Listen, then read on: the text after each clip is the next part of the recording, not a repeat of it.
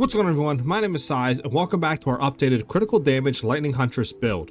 We've made massive upgrade and changes to the build, now doing over 3 million DPS when bossing, which is a lot more damage than before. We've also improved upon our survivability, and we have way better clearing, being able to clear maps much faster than previously. I'm going to go through everything that I've changed and updated throughout this video, but before we get into that, if you guys are enjoying the build guides and you are liking what I'm doing on my YouTube channel, if you consider hitting a like on the video and a subscribe to the channel, it really does help me out, and it also helps with the YouTube algorithm, and in turn that is the best way to support me at the current moment.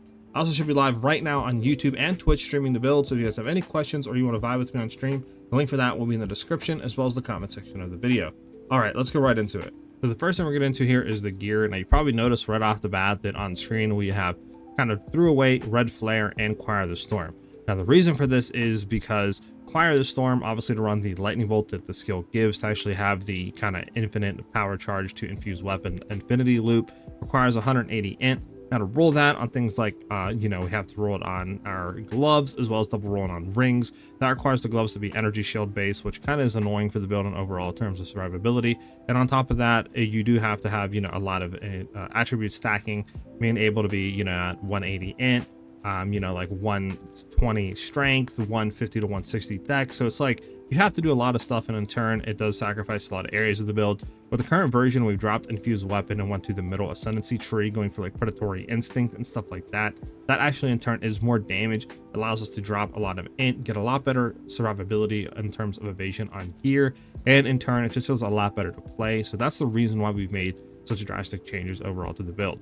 But for gear, we can actually get started. So we did drop our helmet, and we are now getting the black insignia Corsair cap. This is a brand new unique brought into the game. Now what this does is it does have pretty good base evasion. It gives us obviously like lightning res, which is nice, but the main reason we're running it actually is because we're going to get tailwind on critical hit no more than once per second. Now this is absolutely massive for us because while mapping, obviously tailwind is going to give us things like more skill speed, 1% move speed, but the main reason we're running it is because we're going to get 15% increased evasion ratings per stack for 10 seconds. Now obviously that means while mapping, our evasion is going to skyrocket through the roof. We have much better survivability, much better chance of dodging attacks and projectiles, and overall it just feels a lot better in this slot. Plus it's only like 4 to 5 exalts, so I do think it's a really good addition to the build, and it definitely helps overall in the survivability department.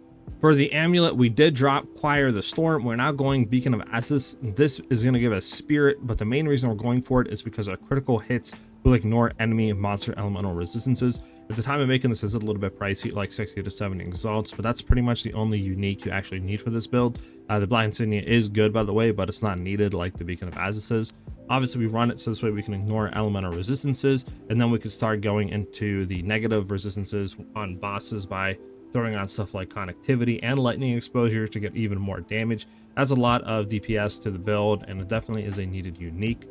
In terms of our body armor, obviously we dropped Red Flare, just going for a good hybrid evasion and energy shield. The reason why I went for this is because I wanted to have some energy shield overall to the build, so this way we could have that extra layer of defense, and I do think it makes a pretty big difference long term in the build.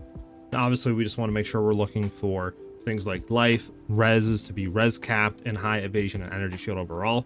I went with the Rambler jacket here just because it has cast resistant on the implicit, which makes this a little bit more tanky as well. If you want, you could try to roll spirit on this, but it's not needed obviously, since our amulet's going to give it a spirit, and that's what we're running there for all of our reservation skills. For the gloves, again, we're just going for high evasion gloves, looking for good reses to be res cap. Attack speed is really good on this. Good high flat fizz damage or crit damage to get some good damage overall added to the build. That's what I kind of went with. I found decent attack speed, so I went ahead and picked them up.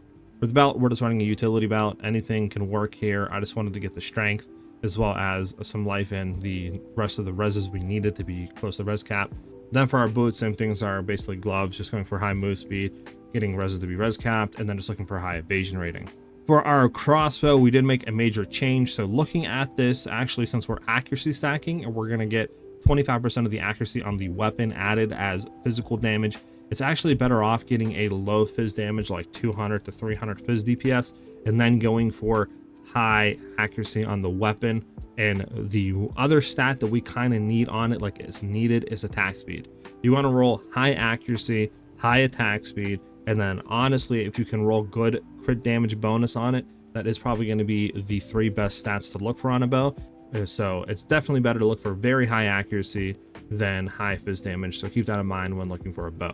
For our rings, we're looking just for high lightning damage if we can, like increase lightning damage percentage, and then just high accuracy rating. I am running this one with strength and intelligence. We do need to double intelligence roll the ring so we can run connectivity, but we obviously don't need to run it on any other piece of gear, which is the reason why we went ahead and swapped to this variant. And then obviously anything else on there, res to be res capped, whatever you want. But like I said, honestly, accuracy, lightning damage, and increased lightning damage is going to be the most damage you can get on your rings at the current moment. The other one, again, just a really good resistance rolled ring, looking for the same thing, high accuracy, some type of damage. Honestly, this ring kind of sucks for damage, but it has given us the reses we need to be res capped with intelligence and accuracy, so I kind of have it now, but we are going to be wanting to replace this to get even more damage into the build. For our back bar, we are going back to a bow for Stormcaller arrow. This is the best way that I found to apply lightning and shocking the enemy at a reliable state, especially against pinnacle bossing and higher end tier like T15, T16s. It's just the best way to do it. You can get one for 1 or 2 exalts. I really won't spend too much more, just looking for high fizz, and then if you can't, add a lightning damage to it. Same thing for the quiver, just go for some, lightning damage to attacks, fizz to attacks, something like that, and you should be fine to apply shock with Stormcaller arrow. Now we can get into the gems. So for shock burst rounds, we are wanting to get this highest level with quality if possible. Obviously I need to get it on a 5 link, it's 4 link right now, but we want to run martial tempo for more attack speed on it. Concentrated effect, since it is counting as an area skill, this is going to add 30% more area damage, which is massive. Elemental focus for 25% more elemental damage, and then we are running fresh clip. Now this is kind of bugged, but it won't update on tooltip DPS, but it will update in damage wise, so we're still going to get massive amounts of damage from this actual support gem. It just won't update on the actual DPS you see here, but we're still running it there because it is going to give us more damage than pretty much any other support gem we can run. Then we're running obviously Galvanic Shards, same thing, highest level with quality if possible. Need to get this to a 5 link, it's a 4 link, but we're running Nimble Reload on it because this crossbow that we have does have a pretty long reload time. If you have a decent reload time bow, like a 0.7, 0.8, you probably could drop Nimble Reload and run something like Bullseye or something like that in here to get more damage. Then obviously we're running Gamble Shot. Now this is going to be more damage on average than Fork. Fork is 30% less damage. This is 15%. This will have, every time we shoot the projectile out, it will have a chance that it's either going to fork, chain, or pierce. So it's actually pretty nice. I've been running it, and it does give a lot more damage overall, since, we're going to be doing on average 15% more damage than running fork. So we're running that there. Primal Artimate to get 25% more weapon elemental damage with the skill. And then finally Close Combat, that I found that gives us a lot of damage because a lot of enemies do swarm you and stuff and are in close proximity. So this is going to give us a lot more damage overall than any other support would. Then we're running Connectivity. Again, we want to get this highest level as possible if your it will allow it with quality. This way we can get as much negative elemental resistances. Like I said, since we are ignoring them with Beacon of Aziz, this is going to give them into the negatives, so we want this to be as high as possible. Running Cursed Ground, obviously, to turn it into an AoE like persisting skill with heightened curse to have more effect of it, so this way it'll give even more negatives to the resistance, and then Ritualistic Curse to have bigger area of effect on it. Then we obviously Voltaic Mark to have more magnitude of shock. Quality on this, you want level doesn't matter, since it's not going to increase the actual magnitude of shock or the chance to shock. So just low level with quality, and then persistence to have more duration on the skill. Obviously we're running Emergency Reload here because 30% more damage is pretty cracked. So you basically want to kind of shoot before you go into a boss. He comes up, you obviously Connectivity Mark, hit him with like 2 to 3 Stormcaller arrows, then you'll go in, shoot a clip, and then Emergency Reload, shoot the next clip, and then the boss basically should be dead. Then we are running Ghost Dance. This is going to just allow us to have a lot of added survivability to the build with Fast Forward to have less skill effect duration on that, and Vitality, so we can regenerate 1% of maximum life per second since we have the additional Spirit to do so. Now I do want to say really quickly, we probably want to swap Ghost Dance out with a Tame Beast. This is going to have Haste Aura Haste. This is going to allow us to have a lot more attack speed to the build, and it's definitely going to increase the DPS by a decent amount. It's just at the current state, I don't really know where to farm for a Haste or a Haste monster, since I think they patched a lot of the farm spots, since they don't allow fast monsters to spawn with Haste Aura, or I don't think Haste anymore. So if you guys know a place, let me know in the comment section below and we can go ahead and replace Ghost Dance with that, as that is what we want to do in the future. Then we have Herald of Thunder. Obviously, we want to have this highest level with quality. I need to throw quality on this, going for a Nervate to have more attack damage as lightning damage. Then Lightning Pen, obviously, to pen through that with the Lightning Bolts to do as much damage as possible. But again, Lightning Infusion to have even more damage as extra lightning damage. Then obviously Wind Dancer, so this way we can get a lot more evasion rating, which means more survivability for the build. With Precision to have that increased accuracy rating. And then finally, we are running Cannibalism, so we can have 2% of our max life recovered on kill. So that's actually nice as an added bonus for survivability as well. Then last, we are running Stormcaller Arrow. Again, highest levels you possibly can get on this. We are running Conduction to have even more chance of shocking the enemy. Overcharge, this way it'll have 50% more magnitude of shock, and since this is reflected back to us when going against like pinnacle blasting and stuff like that, we do want to throw in a shock immune charms. This way we won't get shocked when this is reflected to us. Then we're going to do lightning exposure, obviously, because this will add to the negative resistant values of a boss, since we are ignoring them with Beacon of Azus, which means more damage, so go for that. And then we are running lasting shock, so this way it'll have an increased shock duration on it, so this way it'll last for much longer than normal. And that pretty much covers it for the gems that we're running. Now we can get our tree and ascendancy. So obviously we're dropping elemental infusion.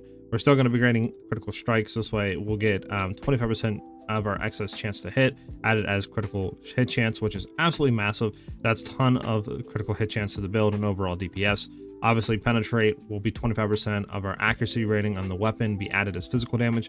That's why having so much more accuracy than high fizz is so much worth it on the crossbow, because it'll just give overall so much more damage from penetrate, and this is why we run that. Then we're going to be going to the middle tree, since we're not going into fusion anymore. Predatory Instinct basically is going to reveal a weakness against a rare and unique enemy, and what that means is on the health bar, there's going to be segments of their health bar that's like very bright, and that just means on those segments we'll have more damage against them. Then we're going in for the kill. This is 40% increased skill speed while an enemy with an open weakness is in your presence, so pretty much against any boss or any unique, we're always going to have full uptime of this. The move speed is nice, but the skill speed is the main reason we go for into this.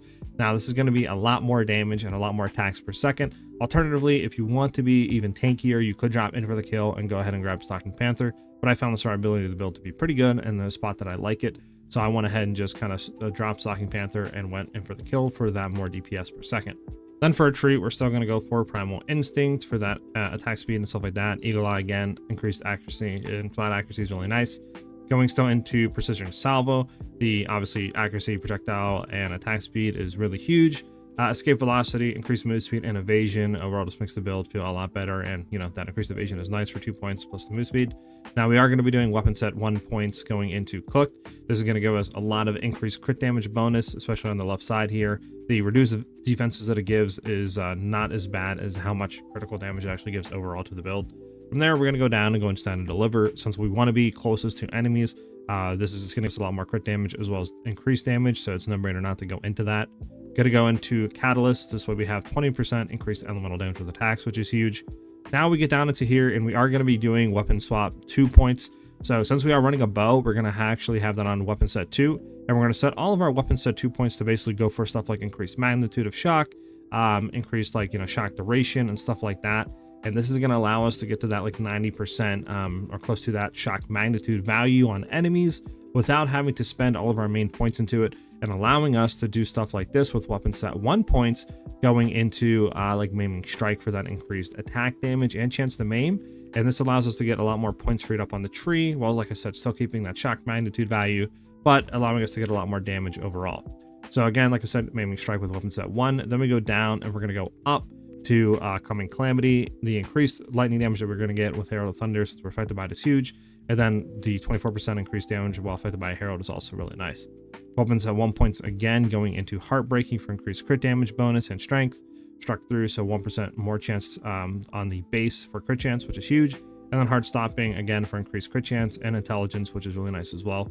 Then we're going to go into Enhanced Reflexes. This is really good for the increased dex and evasion that it gives.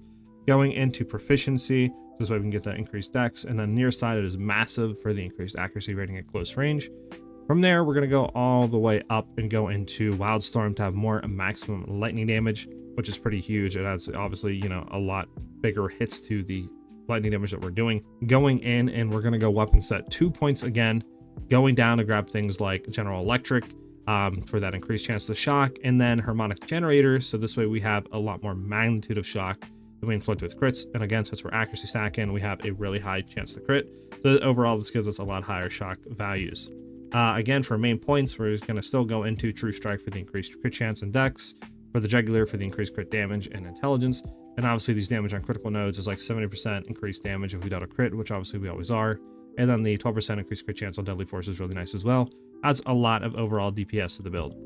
Then we're going to come down and go into things like acceleration. That increased skill speed is going to be attack speed converted, so again, way more damage since we want to have high attacks on shock burst rounds. Still going into Falcon Dive here and taking the left side for that crit chance. This way we can get a lot of increased attack speed per accuracy. But since we're accuracy stacking, you know, adds overall a lot of damage. For weapon set 2 points again, we're going to go into stuff like Mark for Death, have Calling Strike against them. And then obviously enemies we mark have reduced accuracy rating and increased damage taken. It's really nice right here. Then for main points, we're going to go down, and I'm starting to work my way into stuff like Tainted Strike. We might change this a little bit, but for now, that's what I'm doing. And then weapon set 1 points going into Giant Slayer, a lot of increased damage with hits against rare and unique enemies, which is huge for us. Obviously, the increased accuracy rating again is way more crit chance, so again, huge. And then the chance to inflict ailments isn't bad, but the reason we go into it is for that damage and accuracy rating against rares. And then finally, we're going to do main points going into Lightning Rod. This has a 30% chance for our lightning damage with hits to be lucky, meaning that it'll roll twice and just pick the higher value of the damage roll. So it's amazing and adds a lot of increased damage overall to the build per hit. But that's pretty much it for the build. Like I said, we're doing a lot more damage, 3 million damage on bossing, a lot better clear and survivability, and overall the build is feels a ton better to play. And I really think you guys are going to enjoy it once you swap over to the changes that we currently have here shown on the video. As always, if you guys didn't enjoy the video and you are liking what I'm doing on my YouTube channel, if you consider hitting that like on the video and subscribing to the channel, it does really help me out, and it does help with the YouTube algorithm. And like I said earlier, in turn, that is the current best way to support me if you wish to do so. I also should be live right now on Twitch and YouTube streaming the build, so if you want to ask me any questions on it, see it in action, vibe out with me, the links for that will be in the description as well as the comment section of the video. But that's all I have for you guys today. Hope you guys have a great rest of your day or night depending on when you're watching the video, and I'll see you guys in the next one. Peace.